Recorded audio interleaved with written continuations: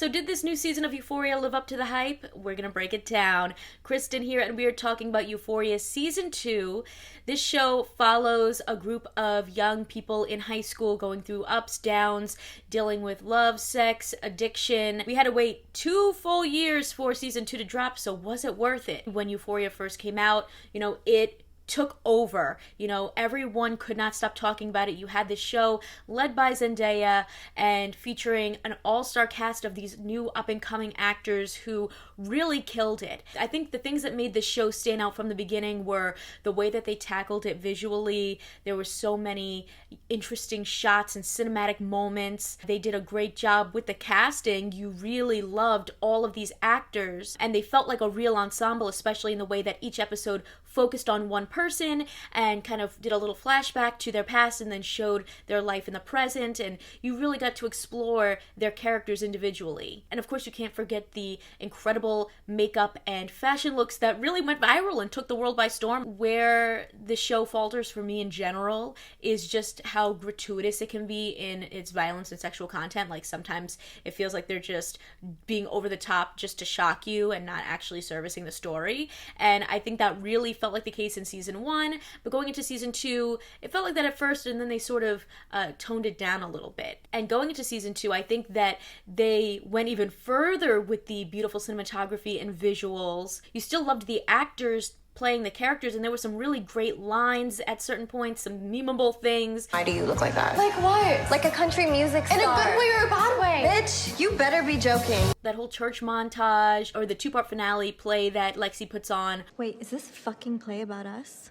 But overall, even though this season of Euphoria, literally broke records in the numbers on social and the number of people watching, I thought this season was not as good as the first one. And I think the biggest issue overall is that it felt like there was no real direction. Instead of focusing an episode on each person like they set up in the first season, there was people that completely were pushed out, like the character of Kat. There were some people that did get some more screen time that I appreciated, like Lexi, like Fezco.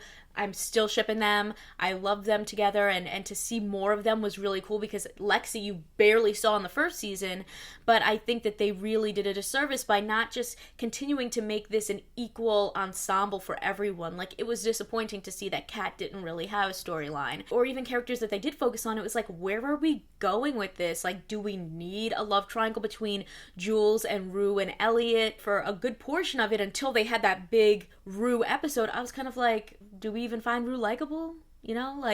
What's going on? They focus too much on Cal's story when, I guess it's interesting to know the background, but do we really care? This is a person that we all have come to hate. I think this season, Cassie really was the focus, as well as Maddie, and they really brought it during the season. To me, the main stories that I would prefer to focus on are that group of female friends. And I think they could have just done so much more there. There's a lot of unnecessary scenes that happen, like, for instance, Elliot singing a 3-minute song. Yeah, I get you want to have Dominic Fike sing because he's a musician in real life, but still, it was a bit much. But I gotta say though, Sydney Sweeney deserves an award. She carried this season on her back. She gave us so much emotion and dimensions, and you could just see on her face, it looks so real, everything that she's feeling and going through. She killed it the whole season. Nailed it. While Euphoria has become one of those can't miss shows that you watch every week, at the same time, I think at times it can be a bit disappointing, because you really want to root for these characters and you want to see them have robust storylines. Where some of that downfall can come from, it's just that after season 1, where Sam Levinson, wrote most of it, but, had other people coming in to direct and work on it with him, season 2, it was all him. He did the whole thing by himself, and I just think that, it would be great to have other voices in there to represent, the Latino community, the African American community, the transgender community, the LGBTQ plus community.